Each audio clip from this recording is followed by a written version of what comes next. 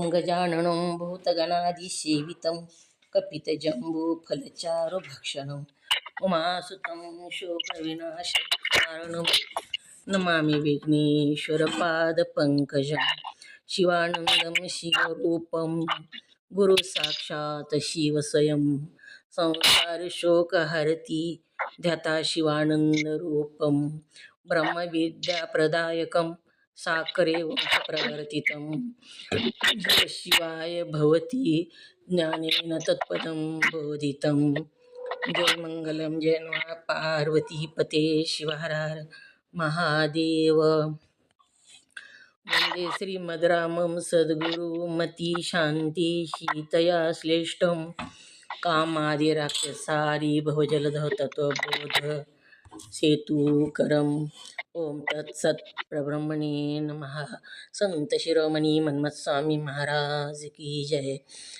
जगद्गुरु सिद्धारूढ स्वामींच्या चरणी वंदन करून श्रोत्रिय ब्रह्मनिष्ठ सद्गुरु शिवानंद स्वामी परभणीकर माझ्या हृदयामध्ये स्थापित करून सद्गुरु पंडित पितांबरजींना वंदन करून जगद्गुरु शंकराचार्यांना वंदन करून जगद्गुरु पंचाचार्यांना वंदन करून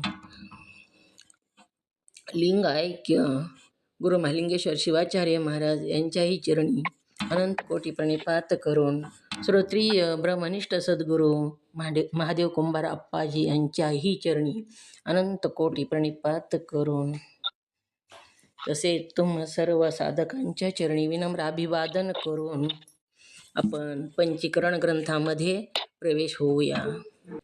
पान नंबर 119 आपलं सुरू आहे तिसरी प्रक्रिया आज आपल्याला बघायची। त्याआधी आपण विषय पंचकाचं व्याख्यान बघितलं, तर ती विषय पंचकाचे व्याख्यान तुम्हाला कितपत कळालं, कितपत लक्षात आलं ती आपण आता आधी बघूया। तर शब्द स्पर्श रूप रस आणि गंध हे विषय सांगितले। ही जी 5 विषय आहेत, ह्या 5 विषयामध्ये एकच विषय जरी एका प्राण्याकडे आहे, इच्छा आहे एकाच विषयाची, विकसित म्हणजे एका विषयाची इच्छा असणं, तर त्याच्यामध्ये सुद्धा त्याचा नाश होतो। स्पर्श विषयामध्ये कोणाचा नाश झाला आणि ती कसा? नंदा काकी बोला। स्पर्श विषयामध्ये कोणता प्राणी नाश पावला? ओम नमः शिवाय।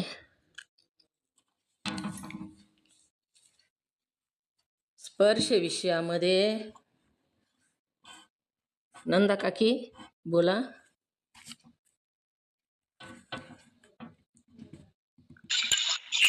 ओम नमः शिवाय। तुमच्या चरणाला साष्टांग नमस्कार। पेज नंबर किती? 117 पेज नंबर आहे। स्पर्श विषयामध्ये बोला। स्पर्श विषयामध्ये देवता का समजतात? स्पर्श विषयामध्ये हत्ती नाश पावलेला आहे। म्यूट करा। याची देवता वायू आहे। ओम नमः शिवाय। म्यूट करा ताई, म्यूट करा काकी, म्यूट करा। स्पर्श देवाचे म्यूट करा। स्पर्श विषयात आसक्त होऊन हत्ती नाश पावला। हत्ती कसा नाश पावला ते आपण बघितलं। ज्या देशामध्ये हत्ती आहेत, पुष्कळ हत्ती आहेत, त्या देशामध्ये हत्तीचे मूल्यवान जी दात असते, ती दात काढून घेण्यासाठी म्हणून जंगलामध्ये काय करतात, मोठा खड्डा करतात आणि ते खड्डा करून त्याच्यावर पातळ फळ्या आतरतात आणि त्याच्यावर जमिनीसारखं दिसावं म्हणून गवत टाकतात आणि त्याच्यावर कृत्रिम हत्तीनीचं मूर्ती बनवून त्याच्यावर ठेवतात। हत्तीसारखे हत्तीन करतात कलर देऊन आणि त्याच्यावर ठेवतात। हत्तीचा कळप समोरून येतो आणि ते हत्तीनंच आहे असं त्याला वाटतं एखाद्या हत्तीला, आणि तो पळत येतो त्या हत्तीनीला स्पर्श करण्यासाठी आणि तिथं त्या लाकडावर उभा राहिले बरोबर त्याच्या वजनामुळे तो खड्ड्यामध्ये जातो आणि मरण पावतो. अशा प्रकारे स्पर्श विषयामध्ये हत्तीचा नाश झाला. शब्द विषयामध्ये कोणाचा नाश झाला? कोणता प्राणी शब्द विषयामध्ये गेला? ओम नमः शिवाय सांगू. हो सांगा. वाचून दाखवायचं नाही, ओम सांगायचं. नाही, शब्द विषयामध्ये हरणाचा नाश झाला. कसा झाला? ज्यावेळेस पारधी हरण सांगेल, ज्यावेळेस पारधी शिकार करायला येतो त्यावेळेस आपल्या इकडे स्वर गाणं म्हणतो, कारण त्या हरणाला गायन खूप आवडते आणि त्या आवाजानं ते गायन ऐकून हरण त्याच्या जवळ जवळ येतात आणि त्यामुळे त्या हरणाची शिकार करू शकतो आणि त्यामुळे हरणाचा नाश पावतो, जीव गमावा लागतो त्यांना हरणाला. ओम नमः शिवाय. बरोबर सांगितलं. आलं? हो आलं, बरोबर सांगितलं. रूप विषयामध्ये कोणता प्राणी गेला? जयश्रीताई बोला. रूप विषयामध्ये कोणता प्राणी नाश पावला? ओम नमः शिवाय ताई, तुमच्या चरणाला नमस्कार. रूप विषयामध्ये पतंग नाश पावतो. पतंग दिव्याचा प्रकाश त्याला आवडतो, त्याच्यावर झडप घालून तो मरण पावतो. पतंग. ओम नमः शिवाय.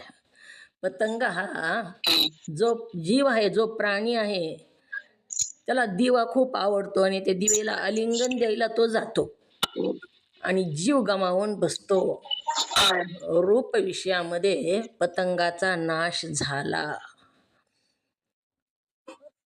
रस विषयामध्ये कोणता प्राणी मरण पावला? मुद्रिकाताई महाजन बोला.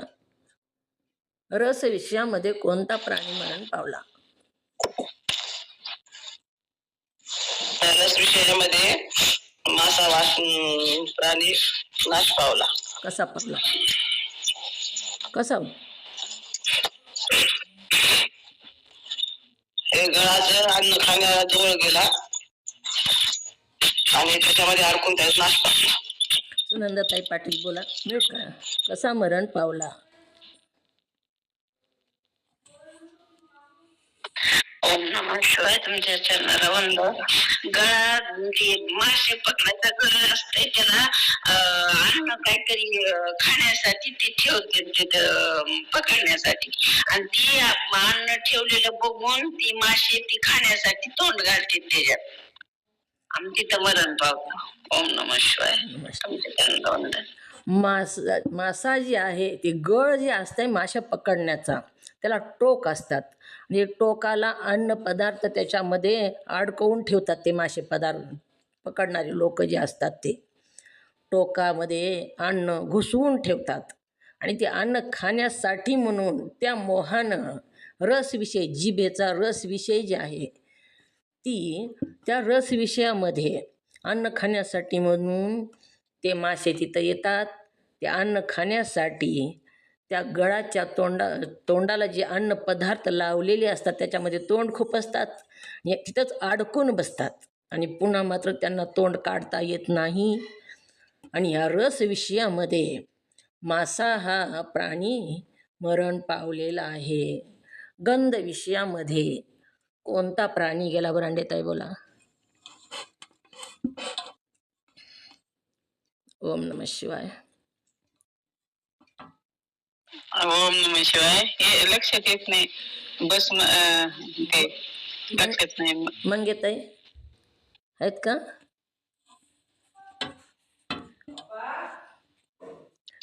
अलकाताई बोला. ओम नमः शिवाय सांगू. अलकाताई बोला. गंध विषयामध्ये कोणता प्राणी जीव गमावला? कोणता प्राणी मरण पावला?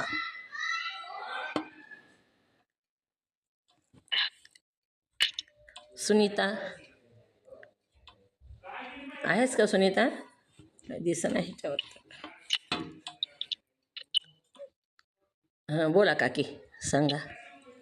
गंध विषयामध्ये गुंगा हा प्राणी मरण पावला. ज्यावेळेस कमळ फुललेला असतो आणि गुंगा फिरतो, त्याच्या वासाला गुंगा त्याच्याकडे आकर्षित होतो आणि त्याच्यामध्ये जाऊन बसतो. त्याच्यामध्ये जाऊन बसतो आणि तो गंध सेवन करतो. पण अशा ते बसल्यानंतर संधी काय करते, ते हत्ती येतो. एक हत्ती आल्यानंतर त्याच्या रानात फिरत असताना त्याच्या पायाने ते कमळ मोठ, म्हणजे आधी ते मिठतं कमळ आणि त्याच्या पायाने ते कमळ झाड कमळाचं ते काय रोप असतं ते पडतं आणि ते हत्तीच्या पायाखाली तुडवलं जातं आणि ते धुंद्याचा नाश होतो. ओम नमः शिवाय. गंध बरोबर. विषयामध्ये हो बरोबर आलं, तेवढं नाही थोडं ऐका आता. गंध विषयामध्ये भ्रमण मरण पावला. तर सूर्यविकशी कमळ म्हणून सांगितलं. कमळाचे 2 प्रकार आहेत. एक सूर्यविकशी कमळ, म्यूट करा काकी. सूर्यविकशी कमळ आणि चंद्रविकशी कमळ. तर सूर्य उगवल्यानंतर जे कमळ फुलतं त्याला सूर्यविकशी कमळ असं म्हणतात आणि संध्याकाळी चंद्राच्या प्रकाशामध्ये जे कमळ फुलतं त्याला चंद्रविकशी कमळ म्हणतात. मग ही सूर्यविकशी कमळ, चंद्रविकशी कमळ 2 प्रकारचं सांगितलं. ह्याच्यामध्ये मकरंद असतो. ती मकरंद घेण्यासाठी म्हणून त्याला खूप आवडतो, भंग्याला भ्रमराला मकरंद. ती घेण्यासाठी म्हणून त्या कमळामध्ये बसतो. त्याला माहीत असते की कमळ मिटणार आहे आता, पण थोडा वेळ बसावं असं त्याला मोह असतो आणि तो तिथंच बसतो. कमळ मिटलं जातं. कमळ मिटल्यावर पुन्हा एखादा हत्ती येतो आणि ते कमळ खाऊन टाकतो. अशा प्रकारे ही गंध विषयामध्ये भ्रमर मरण पावलेला आहे. म्हणून गंधेविषयी सुद्धा दुःखाचा हेतूच आहे. 5ही विषय दुःखाचा हेतू आहेत. एका एका विषयामध्ये एक एक प्राणी ज्यानं जीव गमावला आणि आपल्याला तर 5ही विषय आपल्यामध्ये आहेत. किती सावधगिरी बाळगावी लागेल. एका विषयामध्ये सुद्धा जीव गमवावा लागतो, तर 5ही विषय आपल्याकडं आहेत. म्हणून इथं आधीच सांगतात, मनुष्याकडं 5ही विषयात मनुष्य आसक्त असतो. म्हणूनच त्याला काय बंधन प्राप्त होतं. ह्या विषयामुळंच बंधन प्राप्त होते. यासाठी त्याचा त्याग करावा म्हणून सांगितलं. कारण त्यापैकी एका विषयामध्ये एक एक प्राणी मरण पावलेला आहे. प्रक्रिया तिसरी तुम्ही जर ही जी कोष्टक आहे, ही कोष्टक जर वाचलं नीट, सूक्ष्म देहाच्या विचाराचं कोष्टक, तर ही सगळ्या प्रक्रिया तुम्हाला पाठ होतात. ह्याचाच अर्थ ह्या प्रक्रिया सांगितलेल्या आहेत. प्रक्रिया कशाला म्हणावं? प्रक्रिया कशाला म्हणावं? हात वरी करा. ओम नमः शिवाय. ताई सांगू? हो. प्रक्रिया कशाला म्हणावी? ओम नमः शिवाय. ताई तुमच्या चरणाला वंदन. जीव ब्रह्म ऐक्य करून देण्याची रीत किंवा पद्धत असते, याला प्रक्रिया असे म्हणतात. ओम नमः शिवाय. ताई बरं आलं. जीव ब्रह्म ऐक्य करून देण्याची जी रीत आहे, जी पद्धत आहे, त्यालाच प्रक्रिया असं म्हटलेलं आहे. आता आपल्याला प्रक्रिया तिसरी बघायचं आहे. आपण 2 प्रक्रिया बघितल्या. अंतकरण पंचक ही जी प्रक्रिया तिसरी आहे, वाचत आहे. ओम नमः शिवाय. ताई तुमच्या चरणाला वंदन. प्रक्रिया तिसरी.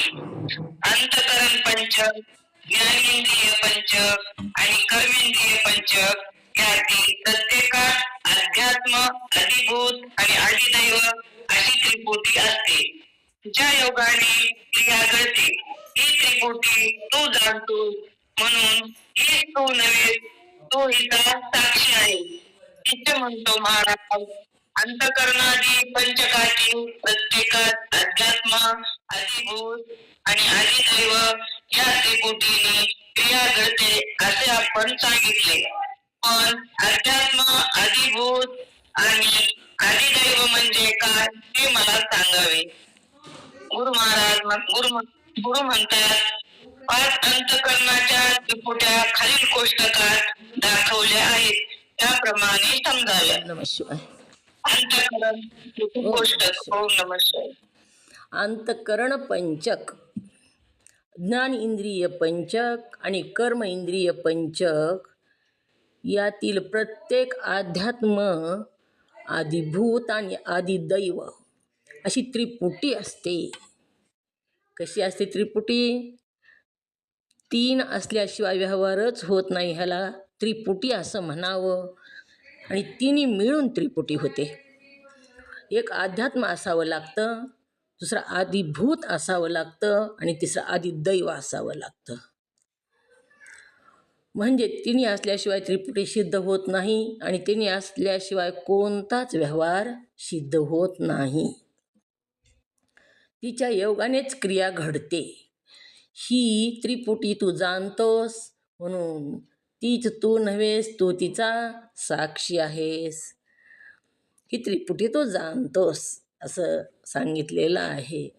अध्यात्मही तू जाणतोस, आदिदैव आणि आदिभूत सुद्धा तू जाणतोस म्हणून ह्याचा तू कोण आहेस? साक्षी आहेस.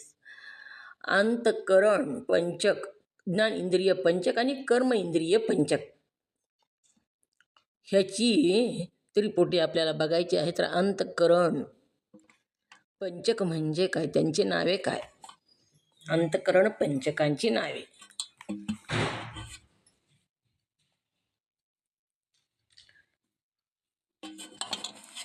ओम नमः शिवाय. बोलायची आहे जय श्री अंतःकरण पंचकाची नावे. ओम नमः शिवाय. ताई, तुमच्या चरणाला नमस्कार. 1 अंतःकरण, 2 मन, 3 बुद्धी, 4 चित्त आणि 5 अहंकार याला म्हणावे अंतःकरण पंचक. ओम नमः शिवाय. नंबर 1 प्राण पंचक. सांगू का पुढचं ते? प्राण पंचक, ज्ञान इंद्रिय पंचक म्हणजे ज्ञानेंद्रिय पंचक. नावे, त्यांची नावे सांग. इंद्रिय पंचकामध्ये काय काय येतं? हो मीनाताई बोला. ज्ञानेंद्रिय पंचकामध्ये श्रोत्र, त्वचा, चक्षु, जीवा आणि घ्राण हे 5 पंचक. ओम नमः शिवाय. बरोबर आलं. आता कर्म इंद्रिय पंचकामध्ये काय येते? कोणतं कोणतं येतं? बोला. ओम नमः शिवाय.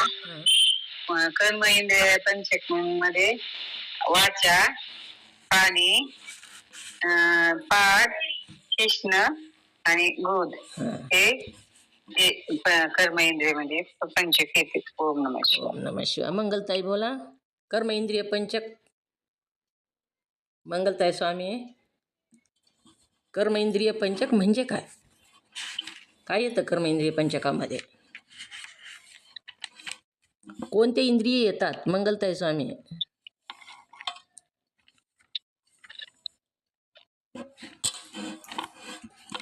तर ही अंतःकरण पंचक, ज्ञान इंद्रिय पंचक, कर्म इंद्रिय पंचक ही प्रत्येक अध्यात्म, आदिभूत आणि आदिदैव अशी त्रिपुटी सांगितलेली आहे. या त्रिपुटीशिवाय व्यवहार सिद्ध होत नाही. याचा तू साक्षी आहेस म्हणजे ह्याच्यापासून तू वेगळा आहेस. शिष्य म्हणतो, महाराज अंतःकरणादी पंचकातील प्रत्येकात अध्यात्म, आदिभूत आणि आदिदैव या त्रिपुटीने क्रिया घडते असे आपण सांगितले. आपण मला सांगितलं तुम्ही की अध्यात्म, आदिभूत आणि आदिदैव ह्या त्रिपुटीनं क्रिया घडते असं तुम्ही मला सांगितलं. असं कोण म्हणतो? शिष्य म्हणत आहे. असे आपण सांगितले, पण अध्यात्म, आदिभूत आणि आदिदैव म्हणजे काय ते मला सांगावे.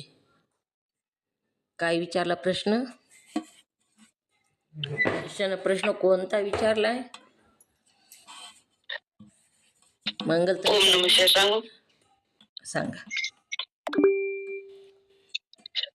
शिष्याने प्रश्न विचारला, कर्म इंद्रिय पंचकातील अध्यात्म, आदिभूत आणि आदिदैव ह्या त्रिपुट असते, त्यांच्या योगाने कोणती क्रिया घडते हे सांगा. कोणती क्रिया घडते ती मला सांगा. मग गुरु सांगतात, सांगा. काय म्हणतात, 5 अंतकरणाच्या त्रिपुट्या खालील कोष्टकात दाखवल्या आहेत त्याप्रमाणे समजाव्या. आता अध्यात्म, अंतकरण अध्यात्म सांगितलं. मग अंतकरण आदिभूत स्फुरण आहे आणि त्याची दैवता विष्णू. मन अध्यात्म, संकल्प विकल्प आदिभूत, त्याची दैवता चंद्रमा. बुद्धी अध्यात्म, निश्चय करते बुद्धी ती आदिभूत आणि दैवता ब्रह्मा. अध्यात्म चित्त आहे, ती चिंतन करतं ही आदिभूत आणि दैवता नारायण. कोणतं कार्य करतं ती आदिभूत. कोणतं इंद्रिय आहे ही अध्यात्म, कोणतं कार्य करतं ती आदिभूत आणि कोणती दैवता आहे ती आदिदैव. असं इथं सांगितलेलं आहे. अहंकार, अभिमान आदिभूत आहे आणि रुद्र त्याची दैवता आहे. वाचून दाखव बरं कोष्टक मीनाताई, वाचा. ओम नमः शिवाय. मी वाचून दाखवू? हो वाचा. मी दाखवू वाचून? ओम नमः शिवाय. स्फुरण पावते अंतकरणात विष्णू देवताच्या योगाने, संकल्प विकल्प होतो मनात चंद्रमा देवताच्या योगाने, निश्चय करते बुद्धीत, निश्चय होतो बुद्धीत ब्रह्मदेवताच्या योगाने, चिंतन होते चित्तात नारायण देवताच्या योगाने, अभिमान होतो अहंकारात रुद्रदेवताच्या योगाने. ओम नमः शिवाय. हो. स्फुरण अंतकरणात पावतं विष्णू देवतेच्या योगाने होतं. मन संकल्प विकल्प करतं चंद्रमा देवतेमुळे, बुद्धी निश्चय करते ब्रह्मामुळे, चित्त चिंतन करतं नारायण देवतेच्यामुळे, अहंकार अभिमान घेतो हे रुद्र देवतेमुळे. सद्गुरू काय म्हणतात, ह्यांना पाही, ह्याला जाण तू आणि ह्यातून तू वेगळा नाही. साक्षी हो ह्याचा तो. अंतकरण मी नाही. अंतकरणामध्ये जे स्फुरण पावलं, मला वाटलं, आपण म्हणतो हे करावं, मला नाही, मी वेगळा आहे. ते अंतकरणाला वाटलं काय करायचंय ती. जी आपल्या मनामध्ये इच्छा उत्पन्न झाली ती अंतकरणामध्ये प्रथम स्फुरण पावली. ती स्फुरण पावली ती माझ्यामध्ये स्फुरण नाही पावली तर कोणामध्ये पावली? ओम नमः शिवाय. कोणामध्ये स्फुरण पावली ती इच्छा? मीनाताई,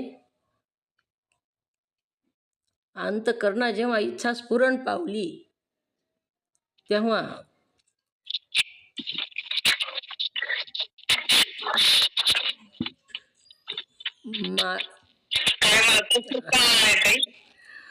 अंतकरणामध्ये कोणती तरी इच्छा झाली आपल्याला. आता तुम्हाला कुठंतरी जायचंय, इच्छा झाली, परळीला जायची इच्छा झाली अंतकरणामध्ये, तर तुम्ही काय म्हणता? मला परळीला जाऊ वाटलं म्हणता का नाही? मग जी मला जी म्हणता तुम्ही, ती तुम्ही अंतकरणाला झाली इच्छा, ती तुम्हाला नाही. तुम्ही वेगळे त्याच्यापेक्षा. मी वेगळा आहे, अंतकरण वेगळं आहे. इच्छा जी झाली ती कोणाला झाली? अंतकरणाला झाली, मला नाही. मी वेगळा आहे त्याच्यापेक्षा. मी कोण आहे? साक्षी आहे. अंतकरणात स्फुरण पावलं आणि विष्णू देवतेमुळे ते स्फुरण पावलेलं आहे आणि ह्याच्यापेक्षा मी वेगळा आहे. वेगळं निघायचंय, फक्त ह्याच्यामध्ये घुसायचंच नाही, बाजूला निघायचंय. मी नाहीच आणि मी म्हणायचं नाही. जी काम केलं नाही ती काम जर केलं म्हणलं तर त्याचा दोष लागतो. आता एखादं माणूस मेलं रस्त्यामध्ये आणि सगळी माणसं जाऊ लागले, म्यूट करा मीनाताई. माणसं जाऊ लागले तिथून, कुणी म्हणे ना ती मी मारलं म्हणून, पण एक जण उगाचच आलं येडण म्हणलं मी मारलं. त्याला काय सत्कार करतील का हो? त्याला धरून नेतात आणि जेलमध्ये टाकतात. तसंच इथं अंतकरणात जे स्फुरण पावलं, ते अंतकरणात स्फुरण पावलेले आणि मला म्हणजे माझ्या मनात आलं, आपण म्हणतो मग ती काम अंतःकरणानं केलेलं मी केलं असं म्हणतो, तेव्हा यमदूत येतो आणि 84 लक्ष योनीमध्ये नेऊन घालतो. त्याला जेलमध्ये टाकतो. जी काम केलं नाही ती काम केलं म्हणल्यावर मी खून केला बी नाही त्या येड्यानं रस्त्यावरचा. एक पडलेलं होतं माणूस ॲक्सिडेंटमध्ये मरून, आणि पोलीस चौकशी करू लागले, कोणी मारलं, हे मध्येच गेलं आणि मी मारलं म्हणलं. काय होईल त्याला? विनाकारण. तसंच आहे इथं, विनाकारण आपण अंतःकरणात घुसतो, मी केलं म्हणतो. मनात कधी घुसतो ती घुसाघुशी सुरी, सगळी सुरी, त्याच्यापासून बाजूला निघायचे. संकल्प विकल्प मी केला म्हणतो, मला ही करावं का ते करावं वाटू लागलं असं आपण म्हणतो. पण ही मी केलेलं नाही, तर ही कुणी केला संकल्प विकल्प? ओम नमः शिवाय. ओम नमः शिवाय मनाने केला. मन कुणामुळं केला? चंद्रमा देवतेमुळे. हा, चंद्रपा देवतेच्या योगामुळं संकल्प विकल्प केला मनानं. तर मग संकल्प विकल्प मनानं केला, चंद्रमा देवतेच्या योगानं केला, आणि हा काय म्हणतो? मी केला. माझ्या मनात आलं कुठंतरी जायचंय, आता शिंगणापूरला जायचंय, तर जावा का नाही हे माझ्या मनामध्ये आलं. बुद्धी काय करते? निश्चय करते. कुणामुळं करते बुद्धी निश्चय?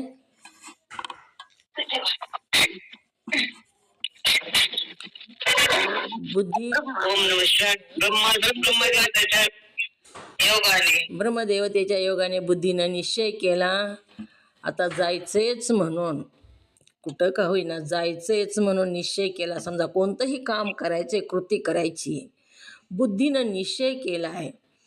ती कुणामुळे केला? तर ब्रह्मदेवतेमुळे केला. आणि आपण काय म्हणतो? मी केला म्हणतो का नाही?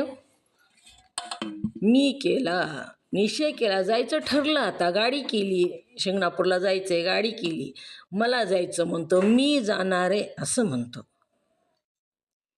मग मी कोण आहे? हा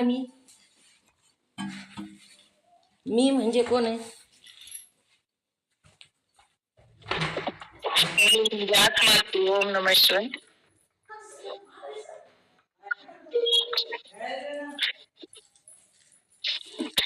चुकलं का ताई? ओम नमः शिवाय. ओम नमः शिवाय. बोला, काय सांगितलं? मी ऐकलं नाही, बाहेर थोडं कोणतरी आलं तर गेलते. काय सांगितलं? मी म्हणजे आत्मा. हां, आत्मा म्हणजे कोणाचा आत्मा? आपणच. मी म्हणजे आपण, वेगळेत आपण, स्वतः जे आपण आहोत ते. मन म्हणजे आपण नाही, आणि मनात जे व्यवहार चालतात ते सुद्धा आपण नाही. आपण फक्त बघतो त्याला, आपण त्याच्यापेक्षा वेगळे. निश्चयसुद्धा केला तो ब्रह्मदेवतेच्या योगाने केला आहे, ती सुद्धा मी नाही. चिंतन करू लागला, चिंतन नारायण देवतेमुळं. कोण करतं चिंतन? नारायण देवतेमुळे करतं, पण कोण करतंय चिंतन? ओम नमः शिवाय. चित्त ओम नमः शिवाय. हां, बोला की. चित्त करते चित्त. मग तुम्ही नाहीत का करीत? मी म्हणतो आपण, पण मी व्यवहारासाठी मी म्हणलं तरी काही हरकत नाही, पण अंतःकरणामध्ये मी बाजूलाच निघायचं ह्याच्यापासून. नुसतं तोंडानं पाठ करून नाही बाजूला निघायचं, तर खरं बाजूला निघायचं. आपल्याला मध्ये आपल्या चिंतन झालेलं पाहिजे. मंथुनी अनंता तैसे घे, मंथुनी नवनीता तैसे घे अनंता. आपलं मंथन करायचं आणि अनंताला त्याच्यातून बाहेर काढायचं आहे. ही सगळं जी आहे ती मिसळलेलं आहे. दुधामधलं जसं आपण लोणी बाहेर काढतो प्रक्रिया करून, तशा ह्या प्रक्रिया सांगितलेल्या आहेत. दुधातलं लोणी बाहेर काढण्यासाठी कोणती प्रक्रिया करावी लागते? ओम नमः शिवाय. काय करावं लागतं? सगळेच करतात आपण. काय करावं लागतं?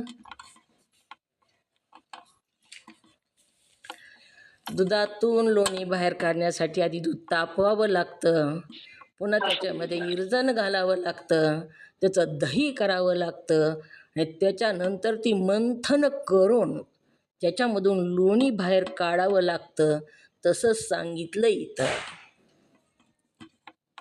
ही मंथन करायचे आणि ईश्वराला बाहेर काढायचे. मंथुनी नवनीता तैसे घे अनंता. जसं दह्यामधलं लोणी बाहेर काढण्यासाठी आपण मंथन करतो आणि नवनीत बाहेर काढतो म्हणजे लोणी बाहेर काढतो, तसंच आपल्या मनात मंतर करायचं, ही प्रक्रिया करायची. दुधापासून दही बनवलं, दूध गरम केलं, त्याच्यामध्ये विरजण घातलं, दही बनवलं आणि दह्याचं मंथन करून लोणी काढलं. ही काय प्रक्रिया केली ही आपण इथं बी प्रक्रिया सांगितली. काय काय करायचे कसं ती तसं मंथन करायचं. आपलं इथं दुसऱ्याला काहीच सांगायचं नाही. आपलं मंथन करायचं ना, आपल्यालाच वर चढत जायचंय. इथं शब्दसुद्धा थांबतात बघा. जेव्हा आपण त्या स्थितीला जातो तेव्हा शब्दसुद्धा राहत नाही. शब्दसुद्धा मौन होतो. पुन्हा शब्द तरी निघून जाणारच आहे. जसा देह निघून जाणार आहे तसा शब्द कसा निघून जातो तर बघा, आता मी तुम्हाला सांगत आहे, मग तुम्हाला सांगताना शब्द आला माझ्या मुखातून, तुमच्या कानावर धडकला, पुन्हा राहायला का होती, निघून गेला, पण त्याचा परिणाम राहतो. तुम्हाला ते कळालं, त्याचा परिणाम राहतो. शब्द राहत नाही, शब्द संपून जातो आणि परिणाम राहतो. तसंच ही सगळं संपवायचं आहे आणि परिणामरूपी परमात्मा बाजूला करायचा आहे. आणि ही मोक्ष जे आहे ते संताकडूनच मिळतो, दुसऱ्याकडून नाही. मोक्षाच्या किल्ल्या संताच्या हाती दिल्या. देवानं कोणापाशी दिल्यात किल्ल्या? संतापाशी किल्ल्या देऊन टाकल्या. मोक्षाच्या किल्ल्या संता हाती दिल्या.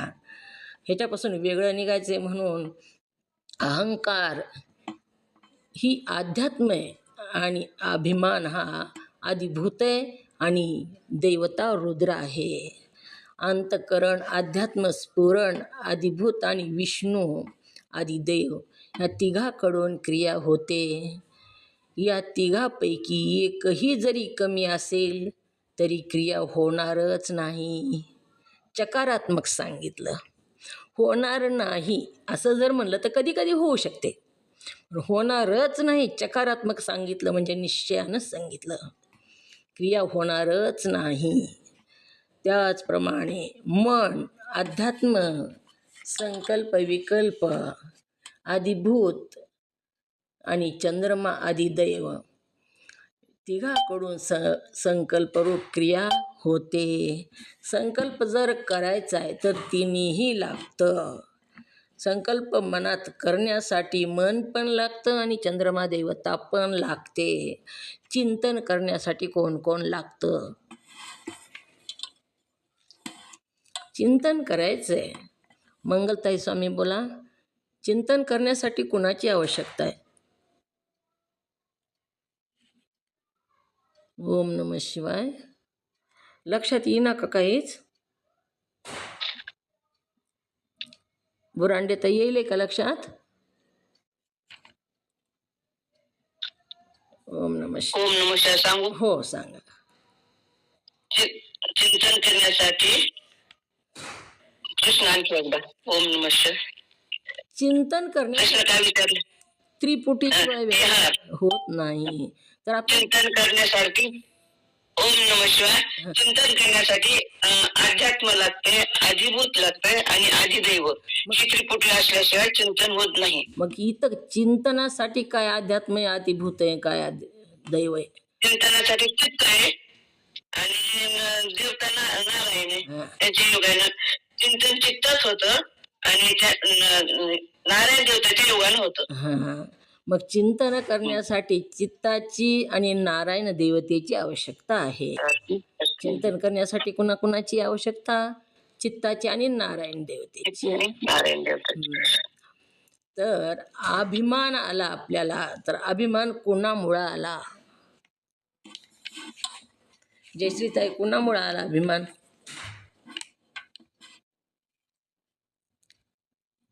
त्रिपुटी लक्षात यायला पाहिजे. अहंकाराला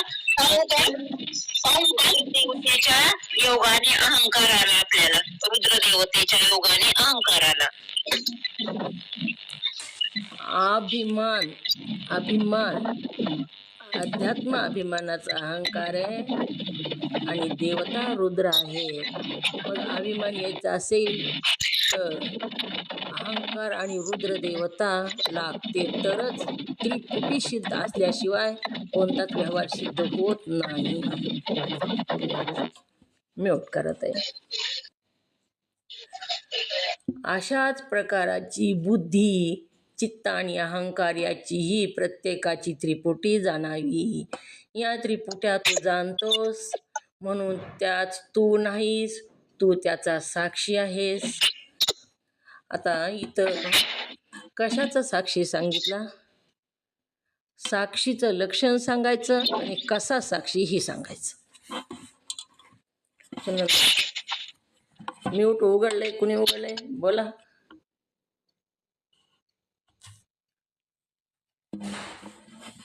साक्षी तर कसा आहे?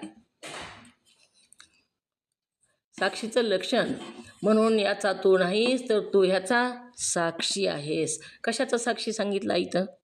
कशाच्या बाजूला निघायचं सांगितलं इथं? ह्याचा साक्षी हो म्हणून सांगितलेलं आहे. सुनंदाताई पाटील बोला. कशाचा साक्षी व्हायला सांगितलं? नंदा काकी आलं का लक्षात? येईल हो आलं. सांग का? हो सांगा. ओम नमः शिवाय. चित्त बुद्धी अहंकार ह्या त्रिपुटीचा तू साक्षी आहेस. साक्षीचं लक्षण सांगू का? साक्षीच फक्त सांगायचं बाकी. साक्षीचं लक्षण सांगायचं. साक्षी म्हणजे समीप असावा, जवळ असावा, राग द्वेष रहित असावा आणि चैतन्य स्वरूप म्हणजे ज्ञान स्वरूप असावा. चित्त बुद्धी आणि अहंकार ह्या त्रिपुटीचा तू साक्षी आहेस, म्हणजे मी साक्षी आहे. ती त्रिपुटी मी नाही. अंतकरण त्रिपुटी. अंतकरण त्रिपुटी. अंतकरण त्रिपुटी, ज्ञानेंद्रिय त्रिपुटी, कर्म इंद्रिय त्रिपुटी, कोणतीच त्रिपुटी मी नाही, तर मी ह्याच्यापेक्षा बाजूला राहतो. बाजूला राहतो. त्याचं द्रष्ट आहे म्हणायचं का? साक्षी दिले तिथं तर साक्षीच म्हणायचं, जी आहे ती म्हणायचं. त्यांचा मी साक्षी आहे. का म्हणलं साक्षी? तर तिथंच आहे, तो समीप आहे. ह्या त्रिपुट्या जिथं आहेत तिथंच आहे ना तो. ती काय बाहेर आहे का? त्रिपुट्या कुठे आहे? तो अंतकरण कुठे आहे? मन कुठे आहे? बुद्धी चित्त अहंकार कुठेही, तर तिथंच आहे, मधीच आहे. स्फुरण सुद्धा तिथंच पावतं, संकल्प विकल्प तिथंच होतं, निश्चय तिथंच होतं, चिंतन तिथंच होतं, अभिमान तिथंच येतो, दैवता सुद्धा तिथंच आहेत. विष्णू, चंद्रमा, ब्रह्मा, नारायण, रुद्र ही देवता सुद्धा तिथंच आहेत. म्हणून आणि तो तिथंच असल्यामुळे तो काय समीप आहे. पण समीप असताना सुद्धा तो उदासीन आहे, तो तिच्यात घुसतच नाही. मी बाजूला आहे, तो बाजूला राहतो. तो ही जी व्यवहार घडायलेले आहेत ही अंतकरणात स्फुरण व्हायले विष्णू देवतेमुळं, मन संकल्प विकल्प करतंय चंद्रमा देवतेमुळं, बुद्धी निश्चय करते ब्रह्मा देवतेमुळं, चित्त चिंतन करता नारायण देवतेमुळं, आणि अहंकार अभिमान धरतो रुद्र देवतेमुळं. तर ही ह्याच्यापासून, ही म्हणजे मी नाही, तर मी ह्याच्यापासून वेगळा आहे. ही क्रिया घडू लागलेल्या आहेत. जसा दिवा लावून ठेवला, घरामध्ये अंधार पडलेला आहे, दिवा लावून ठेवला, दिव्याच्या प्रकाशामध्ये स्वयंपाक करायलो, आपण भांडे घासायलो, धुणं धुयलो, सगळं कुठं जी आहे ती जी घरातले कामं करायलो. मग जी कामं जी होतात, तर तोच दिवा आहे का दिवा वेगळा आहे त्याच्यापेक्षा? कामं म्हणजे दिवा आहे का? त्याच्या प्रकाशात आपण काम करत आहोत, सगळे व्यवहार चालले आहेत. पण दिवा कसा आहे? त्याच्यापेक्षा वेगळा आहे. तो तटस्थ आहे, तो सगळ्याकडे बघत आहे निसता, तो कशातच मिसळत नाही, तो बाजूला आहे. फक्त त्याच्या प्रकाशानं सगळे व्यवहार चाललेले आहेत, पण तो म्हणजे ते कामं नाहीत. तसंच आपण म्हणजे ही अंतकरण मन बुद्धी चित्त अहंकार काहीच नाहीत. दिवा जसा जीवा जसं त्याच्या प्रकाश देतो फक्त, काहीच करीत नाही दुसरं, तसं आत्मचैतन्याच्या प्रकाशामध्ये हे सगळे व्यवहार चालतात. पण आत्मा म्हणजे हे व्यवहार नाहीत. म्हणून मी नाही, ह्याचा मी कोण आहे? साक्षी आहे, असं एक सांगू लागलेले आहेत. ज्ञान इंद्रिय त्रिपुटीचं कोष्टक क्रमांक 4. श्रोत्र अध्यात्म आहे, शब्द आदिभूत, दिशा आदिदैव. त्वचा अध्यात्म, स्पर्श आदिभूत, वायू आदिदैव. म्यूट करा नंदा काकी, म्यूट करा. चक्षु अध्यात्म, आदिभूत रूप आहे, सूर्य आदिदैव. जीवा अध्यात्म, रस आदिभूत, वरुण आदिदैव. घ्राण अध्यात्म, गंध आदिभूत, अश्विनी कुमार आदिदैव. अशा हे त्रिपुट्या सांगितलेल्या आहेत. वाचून दाखवा त्रिपुट्या, म्हणजे लक्षात येतील. कोण वाचते? हातवरी करा आणि वाचा. जयश्रीताई वाचा. ज्ञान इंद्रिय त्रिपुटी. ओम नमः शिवाय. वाचू का? हो वाचा. ओम नमः शिवाय.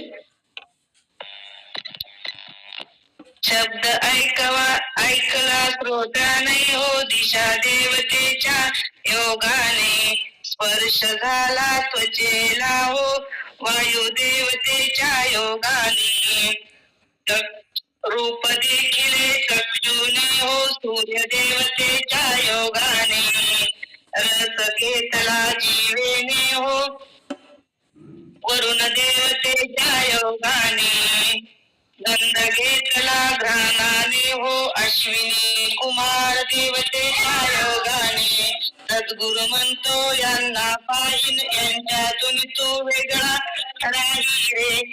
ओम नमः शिवाय. तुमच्या चरणाला. सद्गुरू काय म्हणतात? ह्याला बघ, ह्याला पाहा तू, ह्याला बघ. पण हेच म्हणजे तू नाहीस, तर तू ह्यांच्यापासून काय आहेस? वेगळा आहेस. दिवा जसा त्या कामापासून वेगळा राहतो, तसाच आत्मासुद्धा ह्या सगळ्या व्यवहारापासून वेगळा आहे. दैवता पण नाही, आदिभूत पण नाही, आदिदैव पण नाही, अध्यात्म पण नाही, काहीच नाही. तो सगळ्यापेक्षा वेगळा आहे. तो ब्रह्म, तो आत्मा. आत्मा म्हणजेच ब्रह्म आणि ब्रह्म म्हणजेच आत्मा. स्तोत्र अध्यात्म आहे, शब्द आदिभूत आणि दिशा आदिदैव. या त्रिपुटीच्या योगाने ही तिन्ही मिळून ऐकणे ही क्रिया घडते.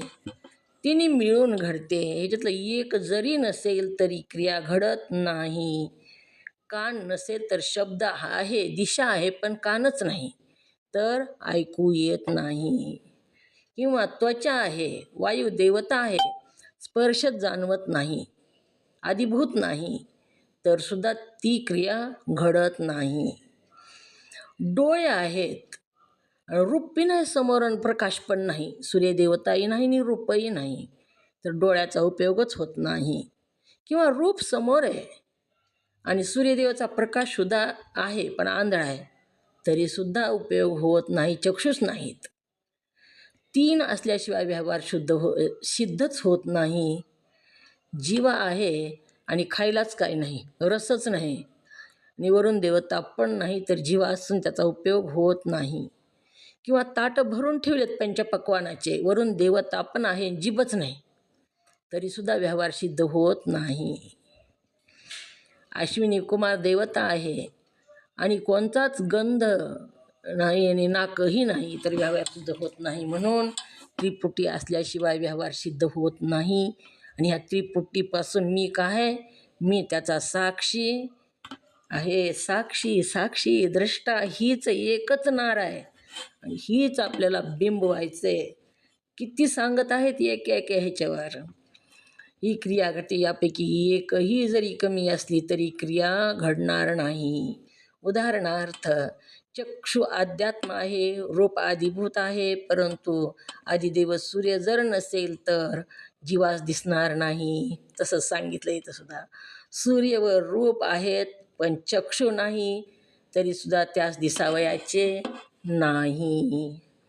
त्याचप्रमाणे सूर्य आणि चक्षु आहेत पण रूपच नाही, तरीसुद्धा त्यास दिसावयाचे नाही. अशाच बाकी राहिलेल्या ज्ञानेंद्रियाच्या त्रिपुट्या समजाव्या. या त्रिपुट्या तू जाणतोस म्हणून त्या तू नव्हेस. क्रिया त्रिपुट्याच्या आहेत अर्थात तुझ्या नाहीत, तू त्यांचा साक्षी आहेस. ह्या क्रिया कुणाच्या आहेत? कुणाच्या आहेत क्रिया ह्या?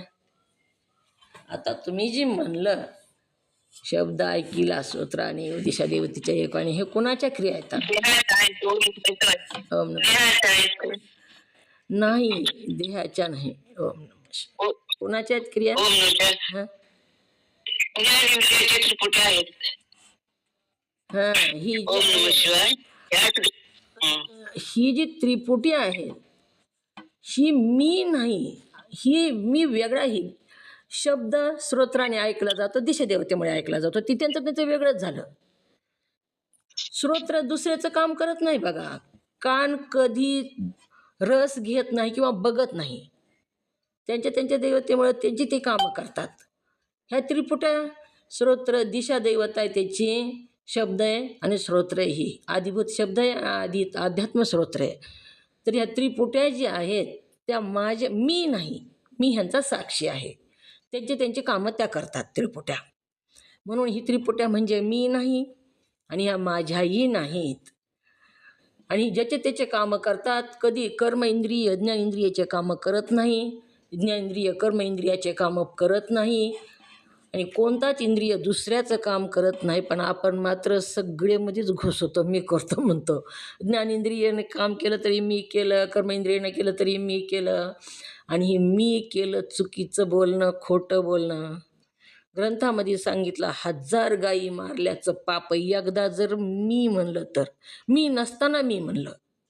आता मी ऐकलंच नाही. हे कुणी ऐकले तर श्रोत्रानं ऐकले. कशामुळे ऐकले? दिशादेवतेमुळे ऐकले. मग मी ऐकलं नाही तरी मी ऐकलं म्हणतो आपण. मग ही लबाड बोलणं म्हणजे 1000 गायी मारल्याचं पाप आहे. आणि एवढ्या पापातून आपण कधी बाहेर निघावं? किती वेळेस आपण मी म्हणतो? झोपेतून उठविलं तरीसुद्धा मी म्हणतो बघा. डोळे उघडल्याबरोबर आपल्या नावानं हाक मारल्याबरोबर मी म्हणून उठून बसतो. पण तो मी नाही. सकाळी उठल्यापासून मी हे केलं, मी हे केलं, मी हे केलं. मग किती पाप केलं? 1000 गायी किती बऱ्या मारल्या? मग ही पापाच्या बाहेर निघण्यासाठी फक्त मी केलं नाही म्हणायचे, काहीच नाही. ही मी नाही. तोंडानं नाही नुसतं म्हणायचं, तोंडानं काहीच बोलायचंच नाही. मधल्या मध्ये मंथन करायचे. जसं नवनीत घेतलं तसं मंतुनी अनंता तैसे घे नवनीता. नवनीत जसं मंतून काढलं दुधातून तसं मंतून ईश्वर बाजूला काढायचं आहे, आत्मस्वरूप बाजूला काढायचं आहे. आणि आत्मस्वरूप मी आहे, ही कुणीच मी नाही. ही त्यांचे व्यवहार त्यांची ते करतात आणि ते वेगळेच आहेत. आपण बघितलं सुद्धा पंचमहाभूताचं पंचीकरण होऊन ही सगळं निर्माण झालेलं आहे आणि मी त्याच्यापेक्षा वेगळ्या दिव्यासारखा. हीच आपल्याला निश्चय करायचा आहे. आत्मस्वरूपाला जाणायचं आहे आणि आत्मस्वरूप मी आहे म्हणून बाजूला निघायचं आहे. आणि ही आत्मस्वरूप आपल्याला कळण्यासाठी गुरु मात्र लागतात, संत लागतात. तिथं मात्र द्वैत पाहिजे. द्वैताशिवाय अद्वैताकडं जाता येत नाही. गुरु वेगळा आणि मी वेगळा, इथं द्वैत पाहिजे.